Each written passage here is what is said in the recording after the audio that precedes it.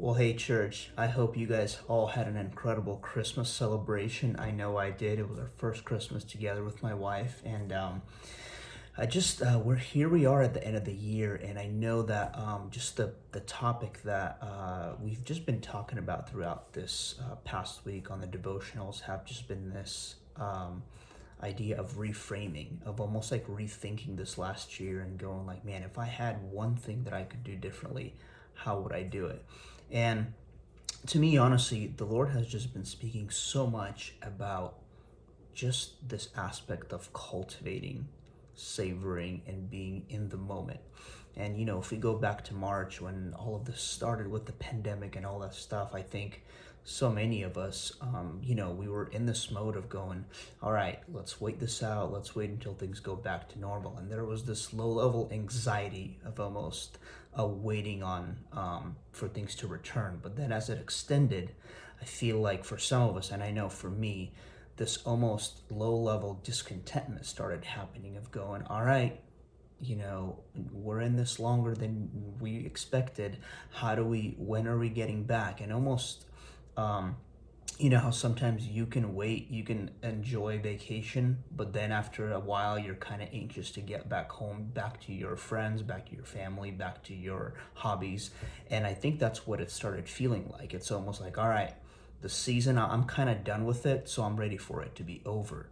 And one of the things that, looking back now, only towards the end of the year was I able to somehow just get this understanding from the Lord that He's given us this time to rest, to know what it's like to settle down, to learn what it's like to be with Him, to savor moments that before were just an afterthought, to almost have this worldwide stillness to show us what it is that we always get distracted by, what it is that we're always running to or from, and almost allow us to settle down and really start to just reanalyze, what is it that we're giving our time to, our attention, our devotion to.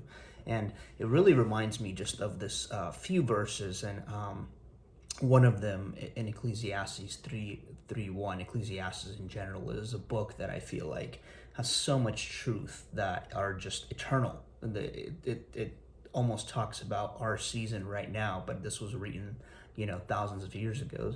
But it says, for everything there is a season, a time for every activity under heaven. And just understanding the Father's heart about seasons, I think, is so important. And to go that when He wants to do something in our hearts, He will introduce a season of stillness, of calmness, of peace. And just because we feel like on our agenda we want to keep running or going, well, it doesn't mean that He's going to change His agenda around. So for me, just knowing what it's like to slow down, to learn to Sabbath, to learn to just meditate on His Word, on His presence, and to almost have the whole environment around me provide a perfect season for that stillness. And the other verse that I did just think, we've heard this one a ton, and especially in the last 9 months, is don't worry about anything. Instead, pray about everything. Tell God what you need and thank Him for all He has done. And again, like I said, this aspect of anxiety, all it does is take our peace away. All it does is steal our joy. And that's the enemy's greatest tricks, to steal our joy, to steal, kill, and destroy. And sometimes when we partner with anxiety and worry about what's to come or when a new season's going to be on the horizon, we completely lose track and lose the beauty of the moment that we're in. And granted, there are hardships with it. Granted, there is so much chaos, right? But there is a reason. And to partner with the Father and go, Father, what is the reason for what I'm feeling right now? What is the reason for you allowing this to happen?